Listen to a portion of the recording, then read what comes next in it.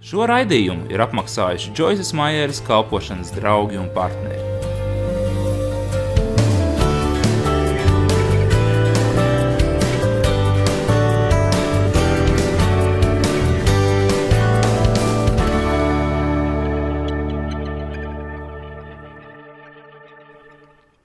Ziniet, viena lieta ir kaut ko pieņemt ticībā, bet cita lieta ir to patiesi pieredzēt.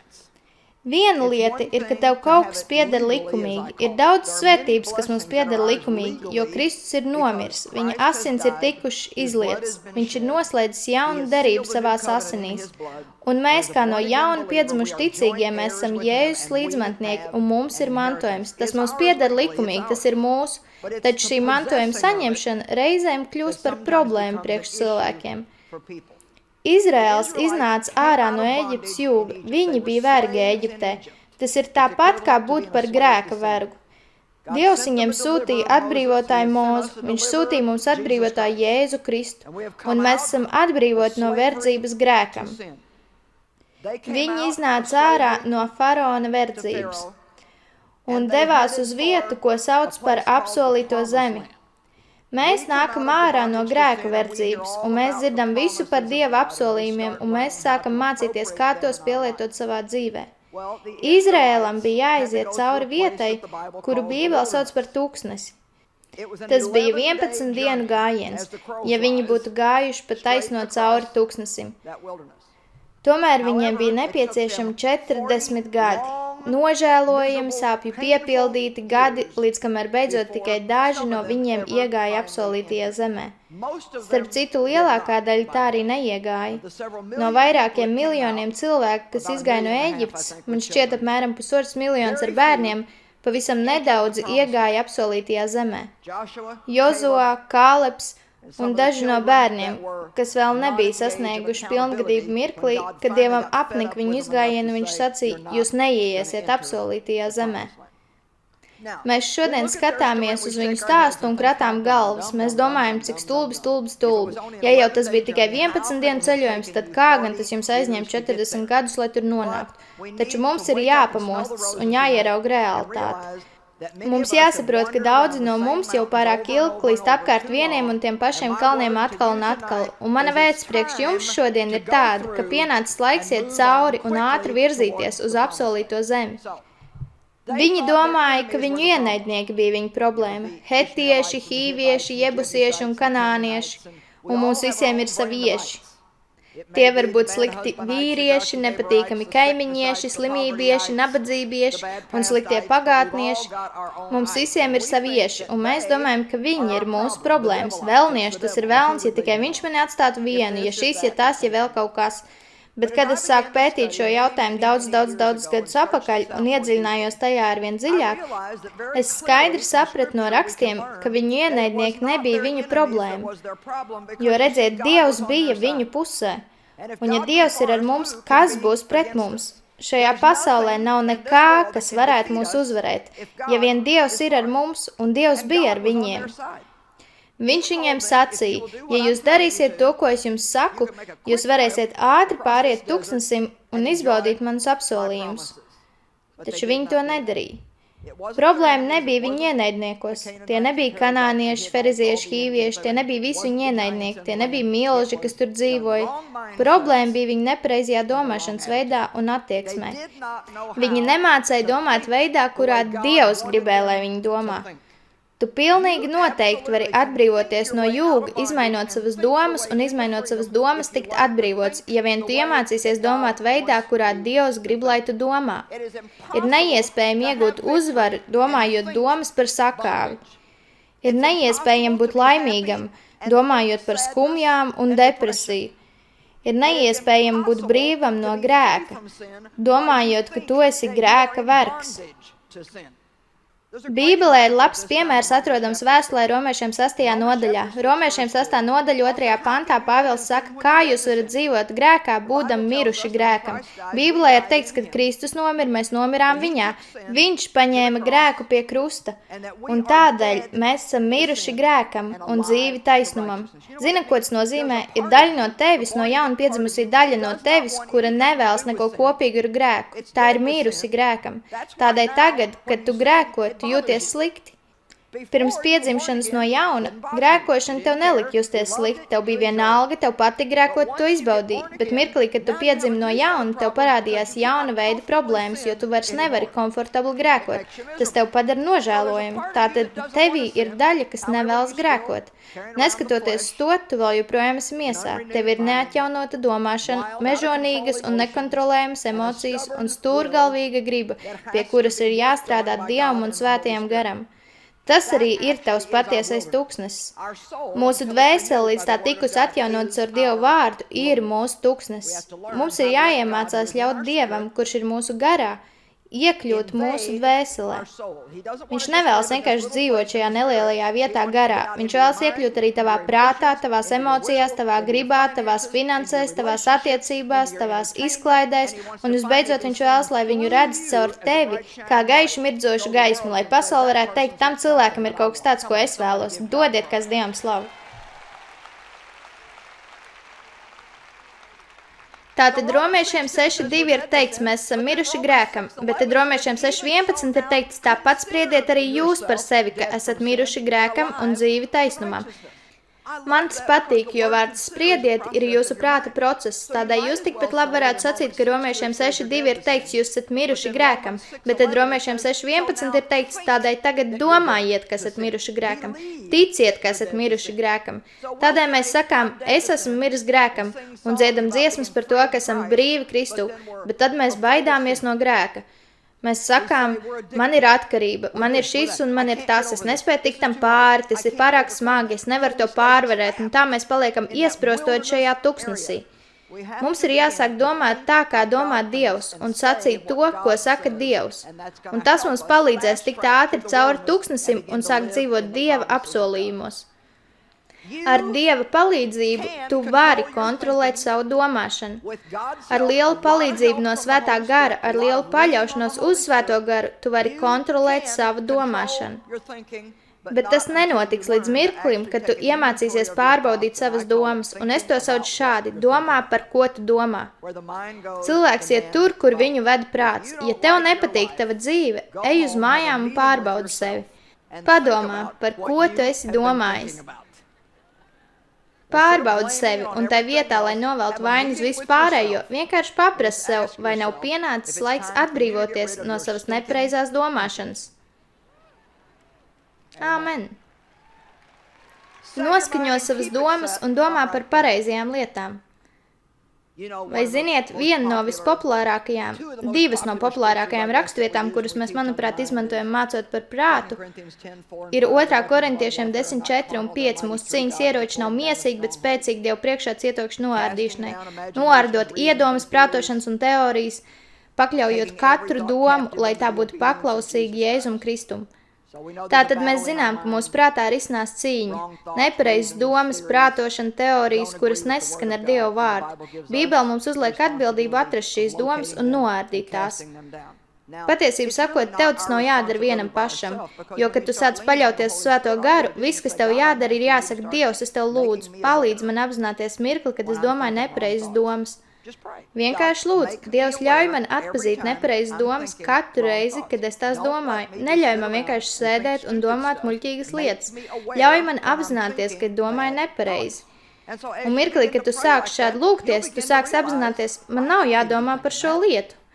Man nevajadzētu par to domāt, tas nesakrīt ar Dievu vārdu.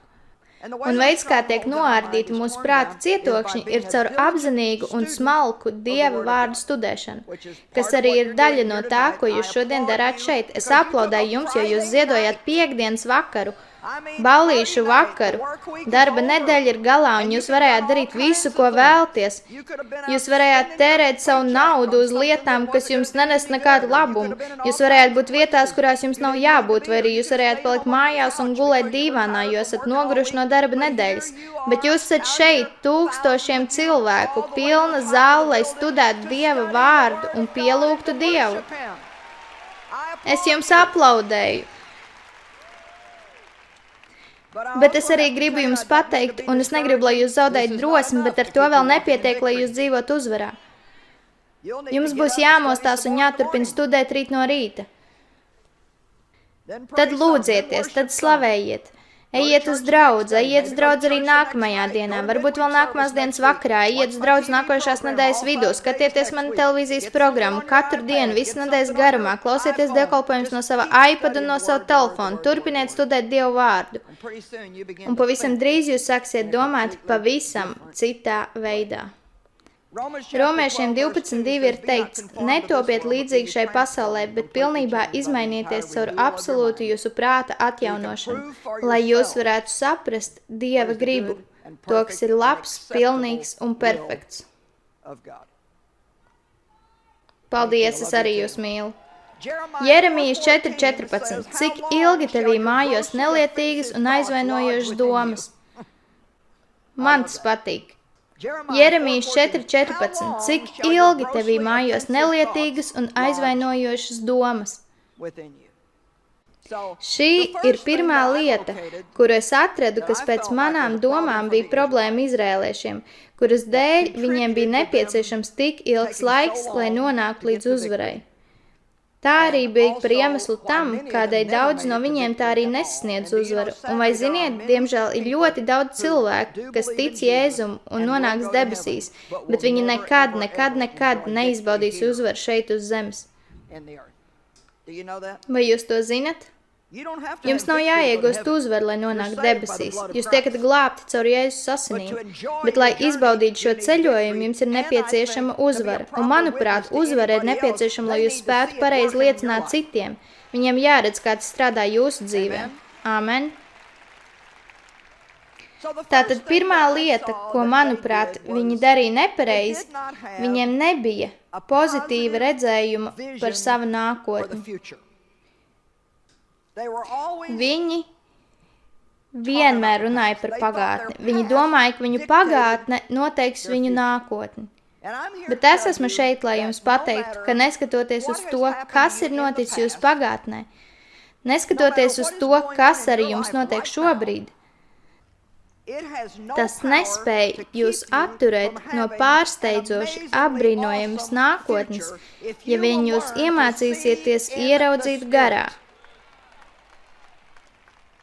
Bībelē ir teikts, Jesajas 11. nodaļā, ka Jēzus neskatījās uz lietām un nepieņēma lēmumus balstoties uz lietām, kuras viņš dzirdēja ar savām ausīm un redzēja ar acīm. Viņš skatījās ar garīgajām acīm un klausījās ar garīgajām ausīm. Un mums visiem ir ausis, tāpat kā arī acis, bet mums tāpat arī ir garīgās ausis un acis. Ar mūsu dabīgajām acīm mēs redzam to, kas notiek mums apkārt, mēs redzam to, kas noticis mūsu dzīvē, taču ar mūsu garīgajām acīm mēs redzam to, ko nespējam saskatīt ar šīm acīm. Mēs skatāmies ar ticības attieksmi, un mēs sakām, Dievs saka, man var būt laba nākotne, un es ticu, ka man var būt laba nākotne.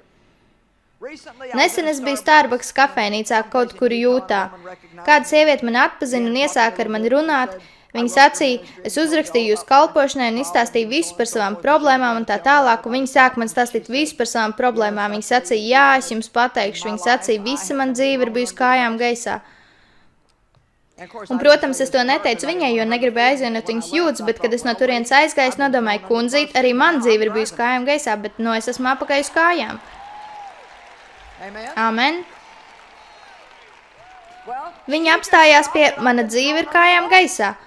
Un es jums varu pateikt, viņi vēl joprojām stāstīs kādam šo pašu stāstu pēc gada, pēc 5 gadiem, pēc 10 gadiem. Vienīgi viņas stāsts kļūs aizvien smagāks un izklausīsies sliktāk un sliktāk, jo viņai nebija cerības, ka viņas dzīve varētu mainīties. Un es, protams, centos ar viņu runāt, nu zini, Dievs var izmainīt lietas, tev ir jāuztic Dievam, tev ir jātic Dievam, un viss, ko es saņēmu pretī, bija kaut kāda veida attaisnojums, gluži kā pret sienu. Viņas gadījums bija īpašs gadījums, tas nebija kā jebkurš cits gadījums, nebija neviena, kuram klājās tik slikti kā viņai. Viņas dzīve bija kājām gaisā, viņa bija tik ļoti pieradusi pie šīs dzīves, ka viņai vairs nebija ne mazākā nodoma atkal nostāties uz kājām. Es nolēmu nostāties stingri uz kājām. Un arī tu vari izdarīt to pašu. Bet ļauj man tev ko pateikt. Tas nav kaut kas tāds, ko cits varētu izdarīt tavā vietā. Šajā gadījumā tev pašam nāksies pieņemt lēmumu to izdarīt. Paskatīsimies uz piemēru 1. Mūzes grāmatā 13. nodaļā. Mēs tur redzam vīru vārdā Ābrahāms, kurš pazaudēja visu. Un tomēr beigās viņš ieguva vairāk nekā pazaudēja. Vai tu zini, ka Dieva ekonomikā tu vari pazaudēt pilnīgi visu, kas tev ir? Bet ja tu iemācīsies redzēt ar ticības acīm, tad beigās tu vari iegūt vairāk nekā atdevi. Ījāps pazaudēja visu. Viņam bija tik briesmīgas nepatikšanas, bet beigās Dievs viņam iedeva 2 reizes vairāk nekā viņš pazaudēja. Ābrahāms svētīja savu brāļdēlu Latu, daloties ar viņu savā īpašumā. Un tad viņi abi kļuva ļoti bagāti. Viņiem bija tik daudz lopu, tik daudz strādnieku, ka viņu starpā izcēlās nesaskaņas, tas ir viņu strādnieku starpā. Tādēļ Ābrahāms gāja pie Lata. Viņš ņēma iniciatīvu savās rokās, viņš gribēja būt miera nesējs, un viņš teica, es tev lūdzu, lai mūsu starpā nav nekādu strīdu. Tu izlem, kuru zemes daļu tu gribi, un es ņemšu to daļu, kuru tu neņemsi. Manuprāt, tā ir ļoti pazemīga attieksme, jo es būtu teikusi, es vispirms paņemšu to zemes daļu, kas man patīk, un tu vari ņemt to, kas paliek pāri, jo tev tāpat nekas nebūtu piederējis, ja es tev to nebūtu devis. Bet Ābrahāms acīm redzam bija dievbijīgs cilvēks. Iespējams, tas arī bija viens no iemesliem, kādēļ Dievs varēja noslēgt derību ar viņu un izmantot viņu tādā veidā. Ja jūs izlasīsiet 13. nodaļu, tad jūs neapšaubām redzēsiet, ka Lats izvēlējās labāko Jordānas ielejas daļu sev. Un Ābrahāmam nācās paņemt to, kas palika pāri. Tātad viņš nebija pašā labākajā stāvoklī. Bet 14. pantā ir teikts, pēc tam, kad Lats bija viņu atstājis, Dievs sacīja Ābrahāmam, pacel savas acis un skaties no tās vietas, kur atrodies, uz ziemeļiem un dienvidiem, uz austrumiem un rietumiem, jo visas tās zemes, ko es tev rādu, es uz mūžīgiem laikiem došu tev un taviem pēcnācējiem. Un 17. pantā ir teikts, celies, pārstaigā zemi tās garumā un platumā, jo tev es gribu to dot. Tātad viņš šeit saka 2 lietas, un abas ir vienlīdz nozīmīgas. Vispirms viņš sacīja, skaties uz ziemeļiem, dienvidiem, austrumiem un rietumiem, un viss, ko tu redzēsi, to es tev došu. Acīm redzam, viņš viņam teica, lai skats ar savām dabīgajām acīm, bet es ticu, ka Dievs jums šodien vēlas pateikt, ieskaties nākotnē, un kādu tu redzi savu dzīvi ticībā. Vai tu redzi sevi atbrīvot no parādiem? Vai tu spēj ieraudzīt, ka tev pieder pašam sava māja? Vai tu sevi redzi ar jaunu mašīnu? Vai tu spēj sevi ieraudzīt labākā darbā? Vai tu spēj sevi ieraudzīt kā svētības avotu priekš daudziem cilvēkiem? Vai tu spēj ieraudzīt, ka tu izdzīvo savus sapņus, lai kādi šie sapņi arī būtu? Kamēr vien tas ir arī Dieva sapnis, tu vari izdzīvot šo sapni. Vai tu to spēj ieraudzīt? Ja tu to nespēj ieraudzīt, tu to arī nekad nesaņemsi. Tad viņš viņam sacīja, un visu, ko tu redzi, es došu tev. Tagad ej un dzīvo tajā, ej un paņem to. Tas nozīmē, ka tev ir jārīkojas. Man bija sapnis. Dieva dots sapnis sludināt labo vēsti. Tas bija kaut kas, ko Dievs ielika manā sirdī, kad es 1976. gadā pirmo reizi dzirdēju kaseti ar mācību par Dievu vārdu. Es biju tik pārsteigta, ka kāds varēja paņemt vienu rakstu vietu no Marka evaņģēlija un sludināt par to gandrīz 1 stundas garumā, pie tam noturot jūsu uzmanību. Un manī parādījās šī deksme, šī vēlme sludināt labo vēstu visā pasaulē. Tas bija ļoti muļķīgi, ņemot vērā, kāda bija man dzīve toreiz, tādēļ tam bija jābūt Dievam. Teiksim tā, es biju pēdējais kandidāts. kas varētu to darīt. Tātad Dievs ieliks jūsu sirdī lietas, kuras šķitīs pilnīgi neloģiskas jūsu prātam. Tādēļ jūs nevarat dzīvot neatjaunojot savu domāšanu. Jūsu domāšanai ir jāskrīt ar Dievu vārdu. Dievs jums parādīs lietas, kas var kļūt iespējams priekš jums, bet tad, kad tu lasi vārdu, tev ir jāpieņem, ka šis vārds ir priekš tevis, nevis vienkārši, ka tas ir priekš kādas īpašas cilvēku grupas, bet ka katrs apsolījums Dieva vārdā ir priekš tevis. Visi apsolījumi ir priekš tevis. Dievs vēlas tevi svētīt, Dievs vēlas tevi paaugstināt, Dievs vēlas tevi izvirzīt uz priekšu, Dievs vēlas tevi izmantot, Dievs vēlas tevi dziedināt. Amen. Bet tev tas ir jāierauga. Un tu nevari gaidīt, līdz šīs acis to ierauga vēl pirms tu tam notic. Tev tas ir jāierauga ar garīgajām acīm, un tad, laikam ejot, tu to redzēsi arī ar šīm acīm. Es dzīvoju Missouri, ko sauc par parādi man štatu. Dieva ekonomikā tev vispirms ir jānotic, jāierauga tas ar ticības acīm, un tad notikumiem ritot to redzēs fiziski. Bet neskatoties uz to, ka es ticībā pieņēmu to, ko Dievs man sacīja un deva, es pieņēmu šos apsolījumus kā savus, bet man vēl joprojām nācās ieiet un ieņemt šo zemi. Šis vārds ieņemt ir interesants vārds, jo, ja jūs izpētītu šo vārdu, tad redzētu, ka tas nozīmē atņemt īpašumu iepriekšējiem iemītniekiem un tad paņemt zemi. Apsolītajā zemē bija ienaidnieki, bet Izraels negribēja tikt ar viņiem galā. Tādēļ viņi negāja iekšā. Viņi tikai turpināja klejot apkārt, gaidot, ka Dievs kaut ko izdarīs ar pretiniekiem, lai viņi varētu ieiet un paņemt to, ko Dievs viņiem lika paņemt. Šeit ir kāda interesanta lieta. Faktiski pēc 2 gadiem viņi nonāca pie apsolītās zemes robežas. Un ja mēs atvērtu 5. Mūzes grāmatu 1. nodaļu, un es domāju, ka mēs tā arī darīsim tieši tagad, atvērsim 5. Mūzes grāmatu 1. nodaļu, 5. Mūzes 1. nodaļa 20. pants. Tad es jums sacīju, jūs esat atnākuši līdz Amoriešu kalniem, ko tas kungs mūsu Dievs mums dos. To saka Mūzus. Redzi, tas kungs tavs Dievs tev ir devis zemi tavā priekšā, celies, ņem to sev, kā tas kungs tavu tēvu Dievs tev ir solījis, nebīsties un neiztrūcinies. Tad jūs visi nācāt pie manis un sacījāt, sūtīsim vīrus sev pa priekšu, ka tie to zemi izlūkot un atnestu ziņas, par kuru ceļu mums ir jādodās uz turieni un par pilsētām, kur mums ir jānonāk.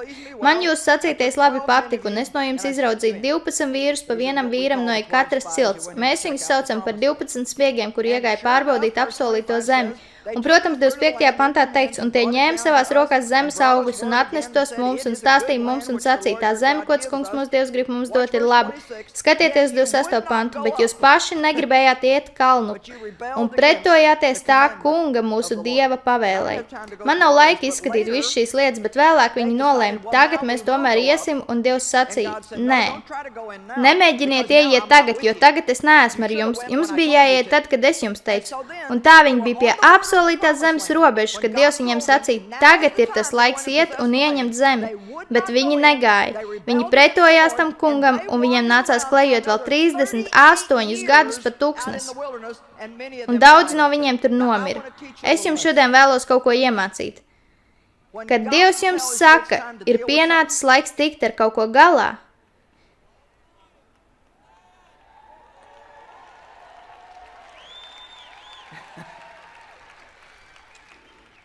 kad Dievs jums saka, ir pienācis laiks tikt ar kaut ko galā, tad tur arī ir svaidījums, lai tiktu ar to galā.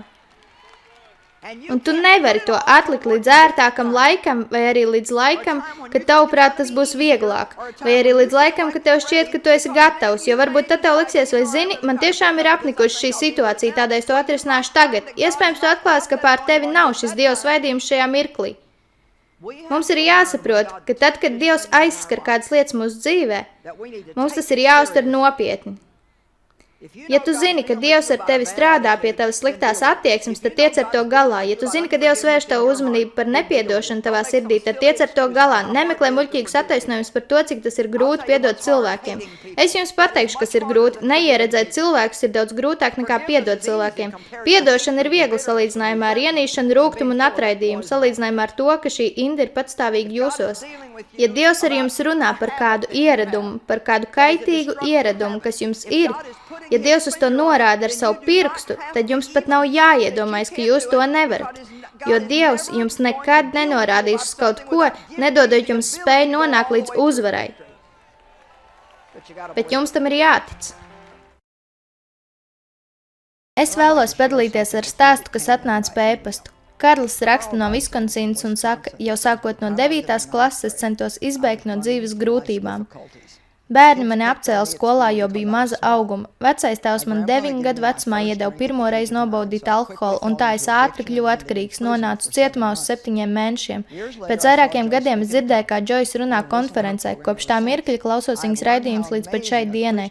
Es esmu atklājis, cik brīnišķīgi ir kristiešu dzīve, ja vien tu dzīvo gara augļos, un Dievu vārdu studēšana ir kļuvusi par tavu dzīvesveidu. Un es uzsveru, Dieva vārdu studēšanai ir jākļūst par tavu dzīvesveidu. Ziniet, atjaunot domāšanu nozīmē aizmirst savu pagātni, atvērt savas garīgās acis un sākt dzīvot saskaņā ar Dieva vārdu. Domu cietokšņi tiek noārdīti cītīgi studējot Dieva vārdu. Paldies jums, draugi un partneri! Kopā mēs izplatām Kristus mīlestību visā pasaulē. Lai uzzinātu vairāk, apciemojiet mūs online joycemeyer.org vai arī joycemeyer.ru. Kļūstiet par mūsu partneriem un dalīsimies ar Kristus mīlestību visā pasaulē. Šis raidījums ticis apmaksāts pateicoties Joyces Meyeras kalpošanas draugiem un partneriem.